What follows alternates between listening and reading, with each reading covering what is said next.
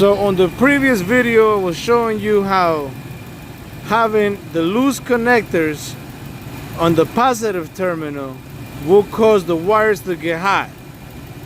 So to prove my point, the car is running. As you can see, you can hear it. That wires are tight. Now I can hold it. Look, I can put my hand on it. I am touching it. Do you smell the bacon? I don't smell the bacon.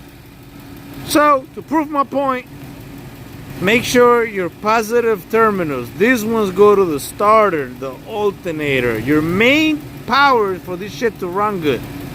It has to be properly tight. If it's not, you're gonna have a lot of issues.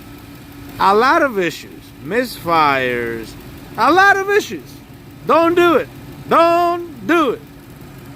Follow me for more.